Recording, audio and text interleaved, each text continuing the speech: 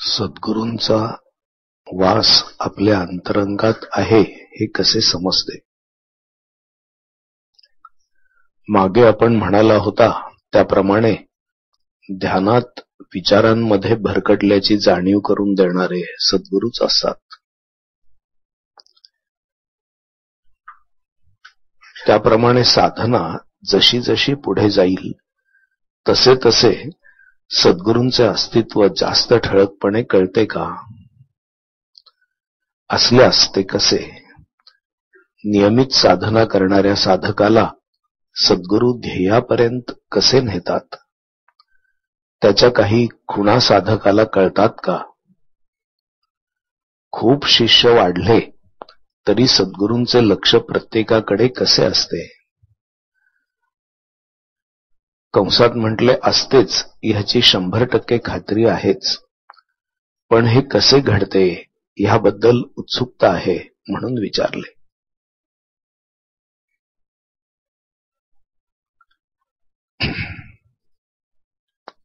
सद्गुरूंचा वास आपल्या अंतरंगात आहे हे कसे समजते? एखाद्या व्यक्तीचा वास किंवा त्याची तीव्र आठवण, स्मरण किंवा अस्तित्वच दुसऱ्या व्यक्तीचं आपल्या अंतरंगात आहे हे आपल्यापैकी कित्येक जणांना अनुभवाला आलेलं आहे.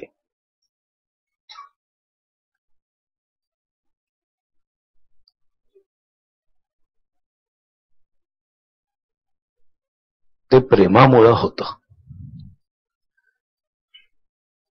प्रेम हे त्याला कारण आहे.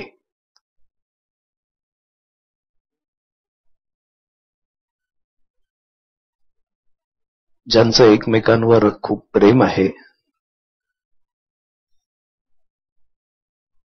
असे 2 तरुण आणि तरुणी आपल्या स्वतःमध्ये वास न करता दुसऱ्याच्या अंतरंगात,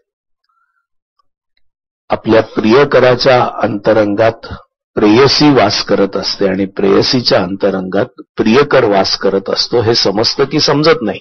हे समजतं. याचं कारण असं की आपलं खूप प्रेम असल्यामुळं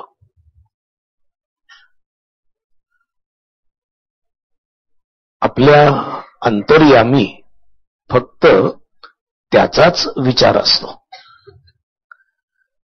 त्याला काय आवडतं, त्याला कोणता रंग आवडतो, त्याला कोणता पदार्थ आवडतो,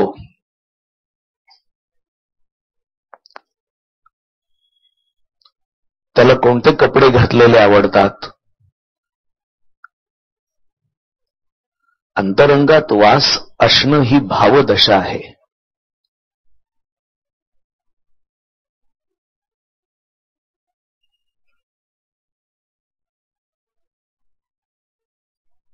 आईचा वास आपल्या अंतरंगात आहे हे लहान मुलाला कळतं की कळत नाही? कळतं.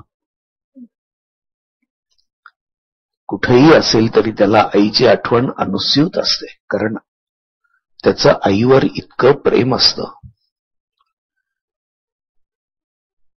आणि आईला आपला मुलगा अंतरंगात आहे असंच वाटत असतं. त्याचा वास तिच्या अंतरंगातच असतो. घार हिंडते आकाशी, लक्ष तिचे पिलापाशी. पिलू कुठं असतं? पिलापाशी लक्ष ठेवण्यासाठी. पिलू आपल्या घरट्यात असतं आणि घार कितीतरी दूर असते, पण त्या घारीचं सगळं लक्ष आपल्या पिलाकडं असतं, म्हणजे अंतर्यामी असणाऱ्या पिलाकडं असतं, पिलाच्या स्मृतीकडं असतं. म्हणून सद्गुरूंचा वास आपल्या अंतरंगात आहे हे सद्गुरूंवर प्रेम करावं आणि ओळखावं. त्याच्याशिवाय नाही ओळखता येणार. आणि हे प्रेम एक भक्तीर विशिष्यते असं जर असेल, एकावरच प्रेम इतकं जर तीव्र असेल तर आपल्यालाही समजतं आणि सद्गुरूंनाही समजतं ते रेसिप्रोकेट होतं.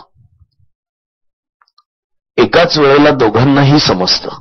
असं होऊ शकत नाही की फक्त एकालाच समजलं आणि दुसऱ्याला समजलं नाही. असं होऊ नाही शकत.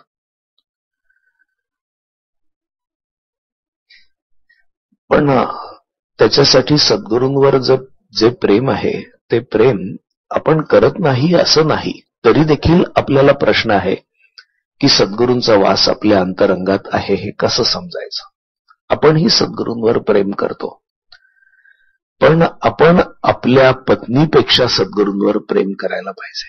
त्यासाठी आपण आपल्या पतीपेक्षा सद्गुरूंवर प्रेम करायला पाहिजे. त्यासाठी आपण आपल्या मुलांपेक्षाही सद्गुरूंवर प्रेम करायला पाहिजे. त्यासाठी आपण आपल्या माता पित्यांपेक्षाही सद्गुरूंवर प्रेम करायला पाहिजे. त्यासाठी हे समजण्यासाठी सद्गुरूंसारखं प्रेम कुणावरच नाही. इतकं सद्गुरूंवर प्रेम करायला जर जमलं, पैशावर आपलं जे प्रेम आहे त्याच्यापेक्षाही अधिक सद्गुरूंवर, आपल्या घरादारांवर, सातबाराच्या उतार्यावर, सिटी सर्व्हेच्या नोंदीवर आपलं जे प्रेम आहे त्याच्यापेक्षाही अधिक, सर्वांपेक्षाही अधिक असं प्रेम आपण जर करू शकलो तर सद्गुरूंचा वास आपल्या अंतरंगात आहे हे समजतं, स्पष्टच समजतं. कोणत्या सिनेमात किंवा कादंबरीत श्यामची आई की श्यामची आई गेली तरी देखील आई श्यामला मार्गदर्शन करायची. कशी करायची? श्यामच्या अंतर्यामीच ती होती.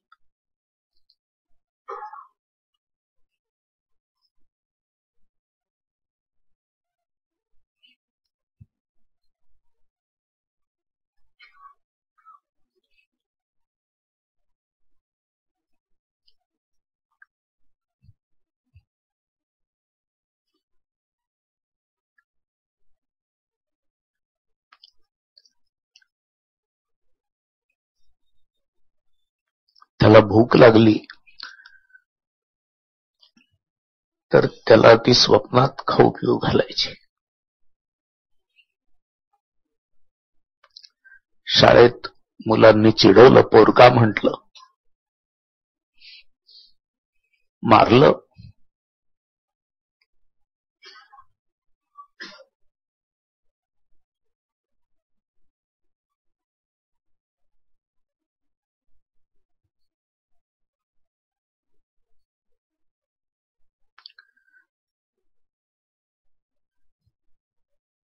तर जवळ घ्यायची,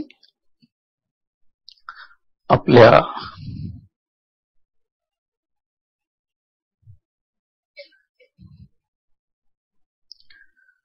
मांडीवर त्याचं डोकं घेऊन कुरवाळायची. ही श्यामची भावावस्था आहे. आई नव्हती, आई गेलेली होती. पण मुलाला हे समजतं. एवढंच नव्हे, मी जरी म्हटलं की आपल्या आईपेक्षाही सद्गुरूंवर अधिक प्रेम करावं, तरी देखील आईचं प्रेम, आईच्या प्रेमाला कुठं उणे आणण्यासाठी मी म्हटलं नाही. आईच्या प्रेमाला उपमा नाही, आईच्या प्रेमाची तुलना नाही, पण तिच्यापेक्षाही अधिक प्रेम असं मला म्हणायचं आहे, हे नक्की. अगदी वयाच्या 80 वर्षाच्या व्यक्तीला देखील ठेच लागली तर तो आईचं नाव घेतो.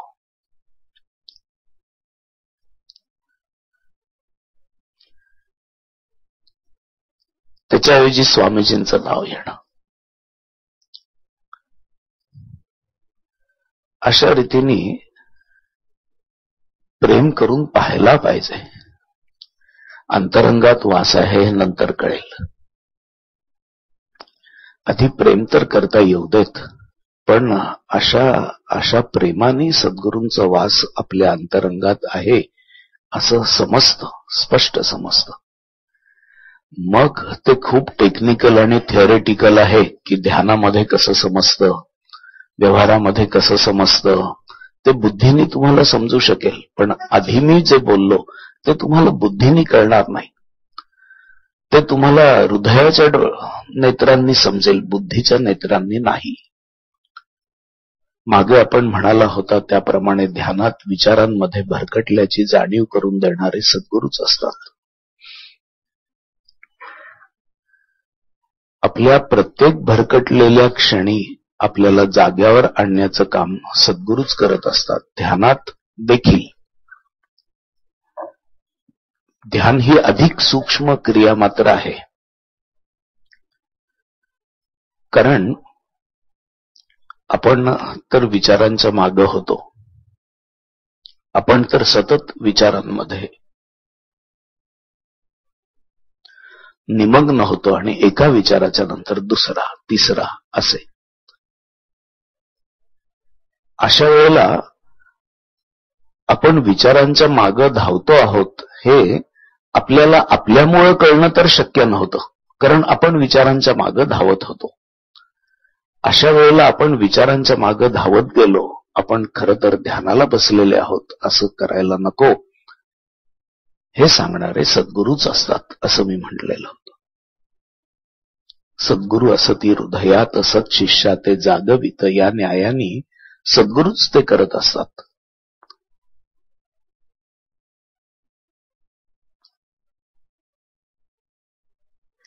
पण ही भावदशा आहे असं लक्षात घ्या, कारण कधी कधी असंही म्हटलं जातं की आत्म्यामुळेच समजतं. जो सदैव जागृत असतो, जागृती, स्वप्न आणि सुषुप्ती यांच्यापेक्षा पलीकडचा, जो जागृतीमध्येही जागा असतो, झोपेमध्येही जागा असतो, स्वप्नामध्येही जो जागा असतो, तो खरा जागृत, सुषुप्त अवस्थेमध्येही जागृत असणारा, स्वप्न जागृतीमध्येही जागृत असणारा, ही जी जागृती आहे ती आत्म्यामुळे आहे, तुरीय स्थितीमुळे आहे असंही म्हटलं जाऊ शकतं. सद्गुरूच असं म्हणायचं कंपल्शन नाहीये. आत्म्यामुळेच तुम्हाला समजतं, तुम्ही आत्मरूप व्हायला बसलेले आहात, त्यामुळेच तुम्हाला समजतं की तू विचारांच्या मागे भरकटतोयस. असंही मी कधीतरी म्हणेन, पण सद्गुरूंमुळे समजतं हेही म्हणता येऊ शकतं, कारण त्या आत्म्याच्या ठिकाणी सद्गुरूंचा वास असतो. त्यांचं स्वरूपच मुळात आपल्या अंतर्यामी असणारी आपली अविनाशी शुद्ध जाणीव असं असतं. ते त्यांचं खरं स्वरूप असतं. सद्गुरूंचं स्वरूप, शिष्याचं स्वरूप आणि कोणाचं स्वरूप अशी वेगवेगळी नाहीयेत. एका आत्मस्थितीमध्येच सर्वजण समर्पित होतात, लीन होऊन जातात. त्याप्रमाणे साधना जशी पुढे पुढे जाईल तसे सद्गुरूंचे अस्तित्व जास्त ठळकपणे कळते का?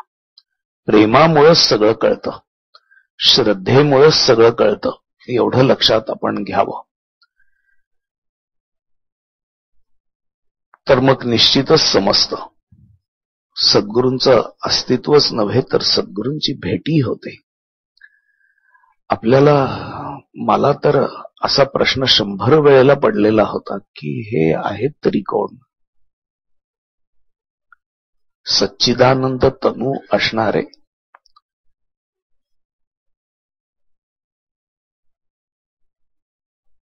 इतकं सखोल व्यक्तिमत्व, आपल्यावर अकारण प्रेम करणारे,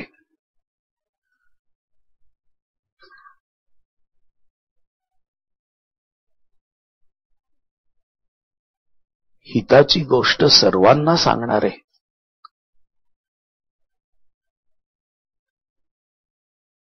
त्याकरता झिजणारे, कष्ट घेणारे, आपण त्यांच्याकरता खरं म्हणजे काही करू शकत नाही, काही करतही नाही अशी वस्तुस्थिती असताना, ऐसी कळवळ्याची जाती करी लाभाविण प्रीती, कोणताही लाभ नसताना,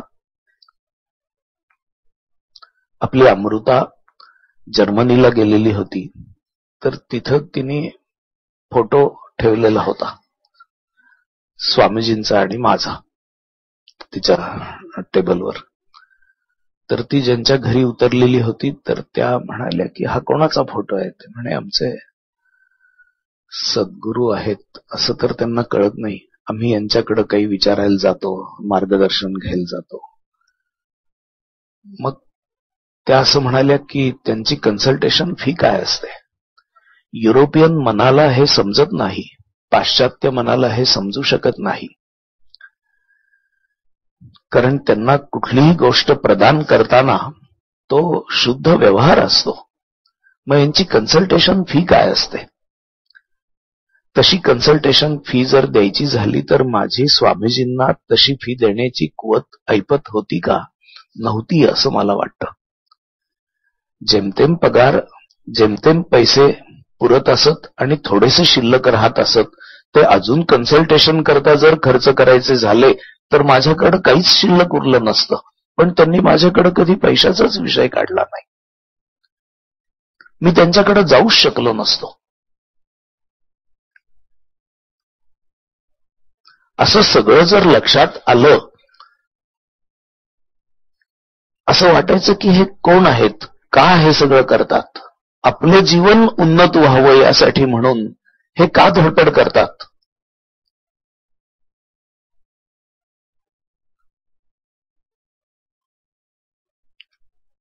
यांचं स्वरूप काय, हे कुठून आले, कशा करता आले,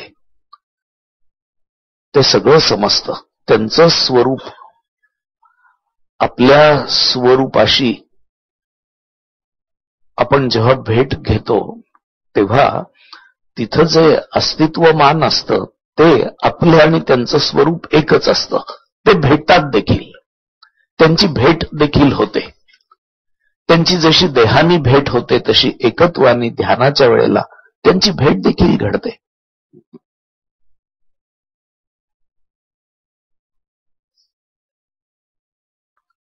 त्यामुळे साधना जशी जशी पुढे जाईल तसे तसे सद्गुरूंचे अस्तित्व जास्त ठळकपणाने कळते का, कळतं. असल्यास ते कसे, तेच आत्ता सांगत होतो.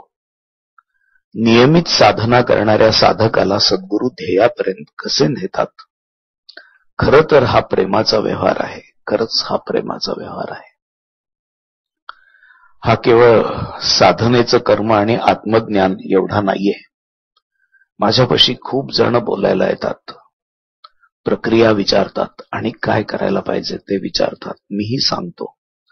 मला खरं आतून सांगायचं असतं ते प्रेमाबद्दल सांगायचं असतं, पण प्रत्येक वेळेला सांगू नाही शकत. प्रत्येक वेळेला बुद्धिगम्यता नाहीये. श्रद्धाच काम करते, प्रेमच काम करतं. प्रेमामुळं आणि श्रद्धेमुळं आपल्या भावनेचे डोळे पाहायला सुरुवात करतात, भावनेचे नेत्र उघडतात. एरवी साधना देखील त्या मनाने तशा स्थूलच गोष्टी आहेत. साधना जरूर तरल करतात माणसाला, व्यक्तीला तरल करतात, पण त्याच व्यक्तीला तरल करतात की ज्याच्या अंतर्यामी खूप प्रेम भरून राहिलेलं आहे, तो जास्त.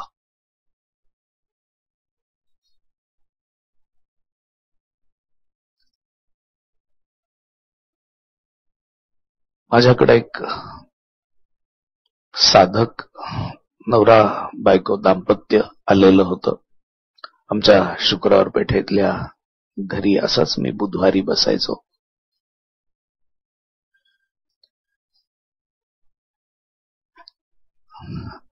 ते आपल्या केंद्रात येतात, रविवारी येतात किंवा जमेल तसे येतात. तर ते गृहस्थ सांगत होते की तशी 7-8 वर्ष अनुग्रह घेऊन झाली, पण अजून काही ध्यान तितकंसं जमत नाही, भाव आणता येत नाही, विचार थांबत नाहीत, विचारांकडे साक्षीत्वानी कसं पाहायचं हे नीट कळत नाही. मात्र मी नियमाने 1 तास रोज ध्यानाला बसतो. ते माझ्या माहितीचेच आहेत, मी त्यांच्या घरीही गेलेलो होतो. मी रोज नियमाने 1 तास ध्यानाला बसतो आणि हे जमेपर्यंत मी ते करणारच आहे. पण मला अजून याच्यातलं काही जमत नाहीये. अनुग्रहाच्या पूजे करता आले ते.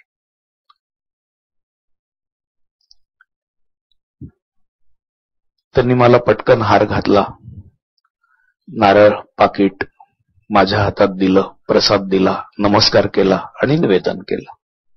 मग त्यांच्या पत्नी उठल्या. त्यांनी तसंच त्यांच्यासारखंच पतीसारखंच बाजूला माझं ताट ठेवलं. पण त्यांच्या आणि यांच्या हार घालण्यापासून सगळ्यामध्ये फरक होता. ते सगळं झाल्यावर त्या बसल्या माझ्या समोर आणि मला म्हणाल्या की अनुग्रह घेतल्या दिवसापासून फार बरं वाटतंय. 8 वर्ष झाली, खूप बरं वाटतंय. प्रत्येक वेळेला ध्यानात मला समाधान मिळतं. तुम्ही सतत माझ्या बरोबर आहात असं वाटतं.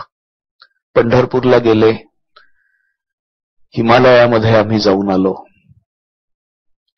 पण तुम्ही बरोबर नाही असं मला कधी वाटलं नाही आणि माझं खूप समाधान होतं.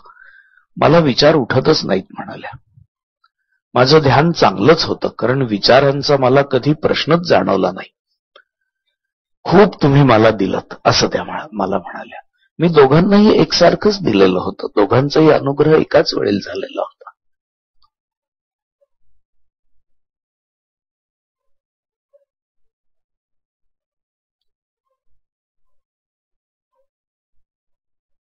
तुमची कृपा मला नेहमी जाणवते असं म्हणाल्या. तर नियमित साधना करणाऱ्या साधकाला ध्येयापर्यंत जाण्यासाठी मी आता जे सांगतो आहे तशा काही गॅप्स भरून काढायलाच लागतील. सर्व संतांची जरी जीवन पाहिली तरी देखील आपल्या सद्गुरूंबद्दलचं अपरिमित प्रेम आपण ऐकलं ना. ते श्रीकांत देसाई इथं आले, ते बाबू देसाई, तर गावठी गुलाब देखील त्यांना कोणी दिला तर ते असा हुंगायचे, म्हणायचे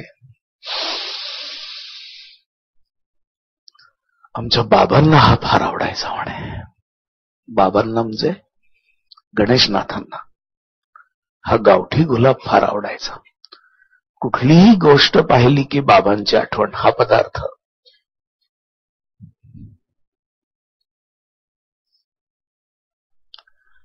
बाबांना आवडत असे. बाबा असं म्हणत, बाबा तसं म्हणत, बाबा बाबा बाबा बाबा बाबा बाबा बाबा आणि बाबा. स्वरूपानंदांचं सांगतोय, बुद्धी सूक्ष्म होण्यासाठी ती कोमल होणं देखील गरजेचं आहे, मृदू होणं देखील गरजेचं आहे.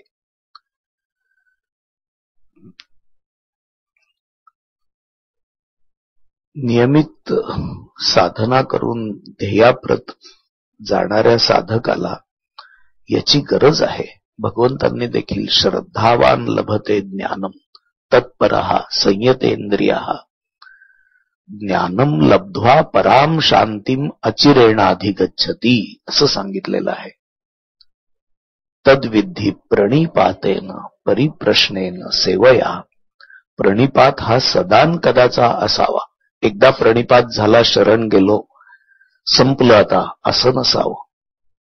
प्रणिपात, परिप्रश्न आणि सेवा जन्मभर असावी. तत्पर संयतेंद्रिय श्रद्धा जन्मभर असावी. आत्मवस्तू ध्यानामध्ये केवळ दृग्गोचर होते याचा अर्थ आपण त्याच्याशी एकरूप होतो. एरवी मात्र बोलत चालत असताना ध्यानात अनुभवलेल्या आत्मवस्तूवर श्रद्धा ठेवूनच व्यवहार करावा लागतो.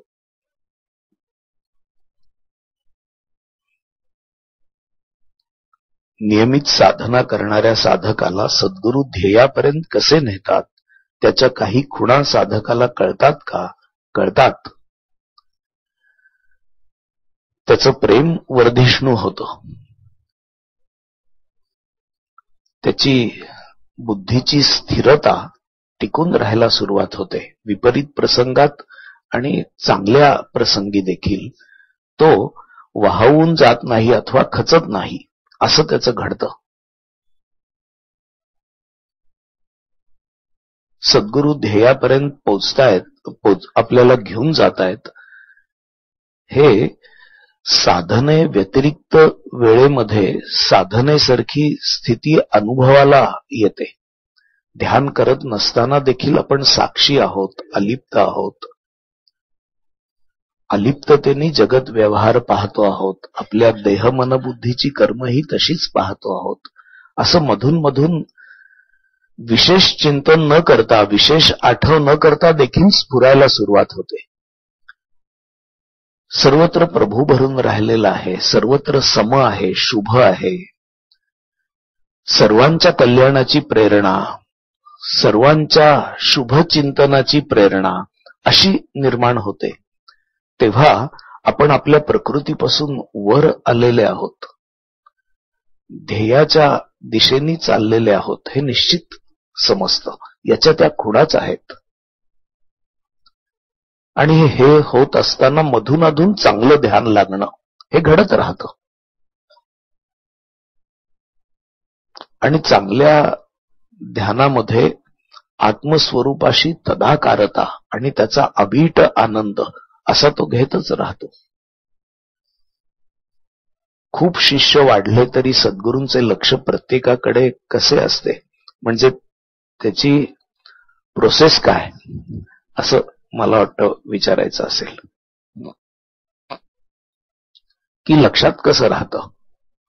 अमुक नाव अमुक ठिकाणी राहणारा, आणि तो तर सद्गुरूंवर एवढं प्रेम करतोय, सद्गुरू आता त्याच्या घरी त्याच्या झोपडीत त्याच्याकडे लक्ष कसं ठेवत असतील, हो की नाही. अनुग्रहाच्या वेळेला सद्गुरू आत जाऊन बसतात आणि ते आतूनच लक्ष ठेवतात. मी या गोष्टीवर फार विचार केलाय, कारण मला स्वामीजींच्या वेळेला हाच प्रश्न पडत असे की इतक्या लोकांना त्यांचं प्रेम जाणवतं, इतक्या लोकांच्या अंतर्यामी ते आहेत, ते इतक्या लोकांच्या अंतर्यामी कसे राहतात.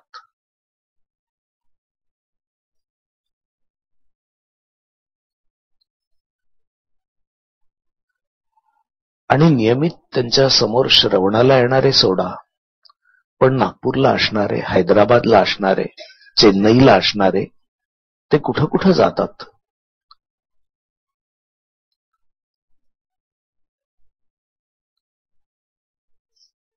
एकदा असं झालं की एक पत्र आलं दुकानात मी बसलेला असताना.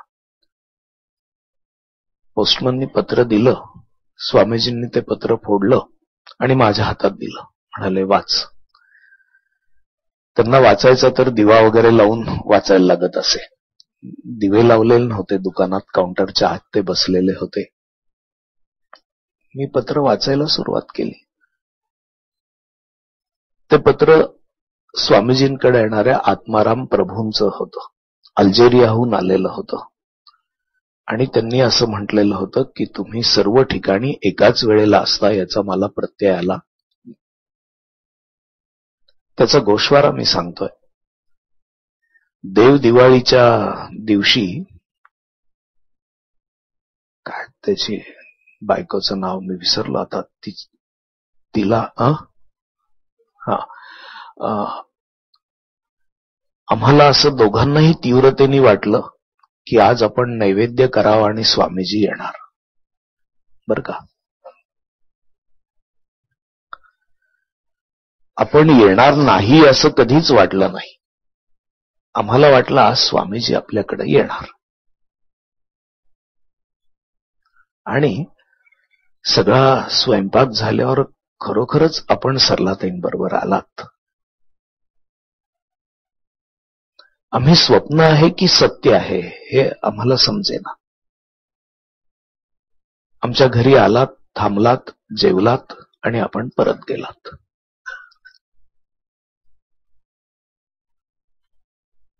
ते म्हणाले की हा भ्रम आहे की काय पत्रात, असं म्हणून मी स्वतःला चिमटा घेतला. पण 2 माणसं जेवल्यानंतर जे अन्न कमी होतं तेवढं कमी झालेलंच होतं. आपण आलेले होतात. मी ते पत्र वाचलं. तिथं अजून कोणी 1, 2, 3 जण बसलेले होते. सुषमाताईंनी विचारलं की हे काय आहे. स्वामीजींनी अगदी अलिप्तपणे वाचलं, ठेवून दिलं.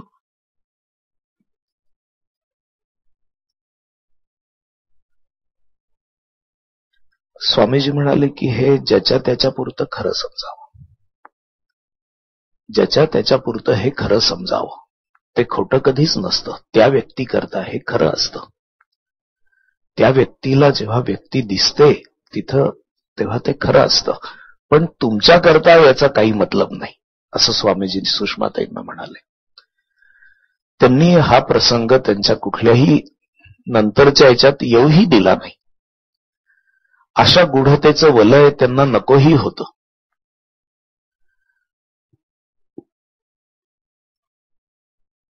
पण असं जरी सुषमाताईंना ते म्हटले तरी देखील नंतर त्यांनी त्याची एक मीमांसा देखील सांगितली. ते म्हणाले की तुम्हाला सद्गुरू म्हणून मी जो दिसतो तशी मी व्यक्ती नाही. मी खरं म्हणजे परमात्म्याशी एकरूप झालेलो असल्यामुळं एकाच वेळेला सर्व ठिकाणी परमात्म्यासारखाच आहे. सद्गुरूंचं खूप तीव्र स्मरण केल्याने त्या परमात्म्याला आकार धारण करणं भाग पडतं. त्याच्याशी माझा काही संबंध नाही, असं म्हणाले. हे परस्पर परभारे होणारी घटना आहे.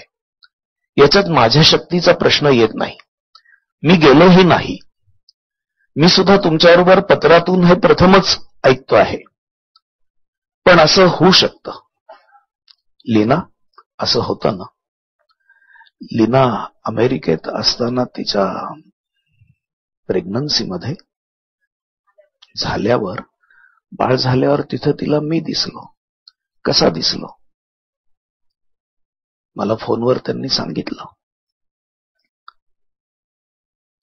हा तीव्र स्मरणामुळे होणारा भाग आहे.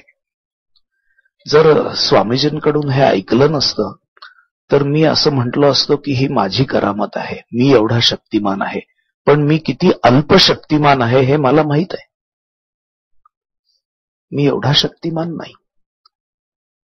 पण मला असा भ्रम झाला असता एखाद वेळेला.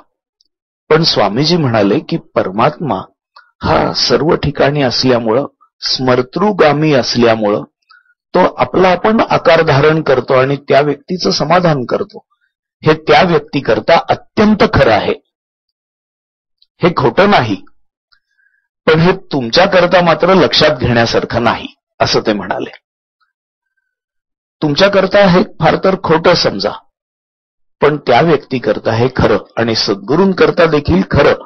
पण ते व्यक्ती म्हणून असलेल्या सद्गुरूंची ती करामत नाही. ती सद्गुरू तत्वाची करामत आहे. आपल्या स्वतःचा महिमा अनाठाई वाढू नये म्हणून स्वामीजी किती दक्ष होते हे याच्यावरून लक्षात आलं. अशा रीतीने खूप शिष्य वाढले तरी सद्गुरूंना काहीच अडचण पडत नाही. कारण त्याच्या चैतन्याला स्पर्श करून त्यांनी उपदेश केलेला असतो. हा स्पर्श नजरेनी होतो, शब्दांनी होतो, संकल्पांनी होतो, स्पर्शांनी होतो. प्रत्येकाला हा घडतो. त्याच्यामध्ये ते काही उणे ठेवत नाहीत. म्हणून समर्थांनी सद्गुरु कृपा कळे त्यासी जो शोधील आपणासी, पुढे कळे अनुभवासी आपे आप वस्तू, असं म्हटलेलं आहे.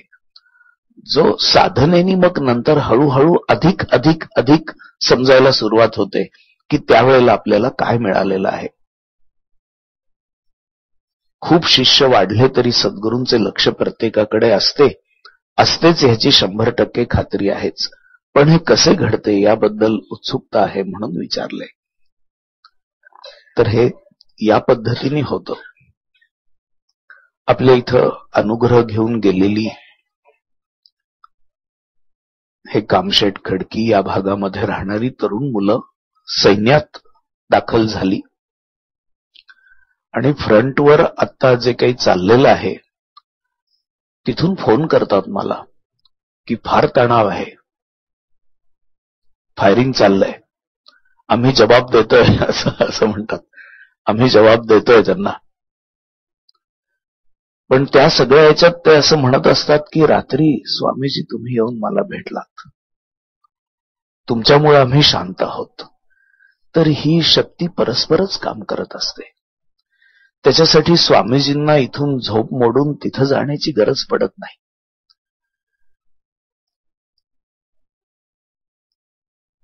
हा प्रश्न विचारण्याचं धाडस करतो आहे. जर योग्य वाटत नसेल तर मला क्षमा करा. मला तुम्ही कशाही प्रकारचे प्रश्न विचारा, असं मी तुम्हाला सांगतो. प्रश्नात योग्य अयोग्य नसतं. आणि ट्रान्सपरन्सी ही तर सदैवच असायला पाहिजे.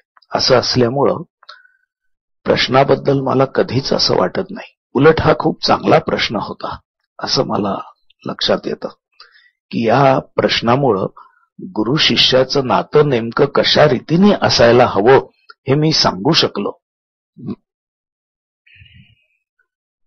कधी कधी काय होतं, प्रवचनात ठरून आलेल्या विषयाच्या व्यतिरिक्त फार इकडे तिकडे बोलायचं कारण पडत नाही.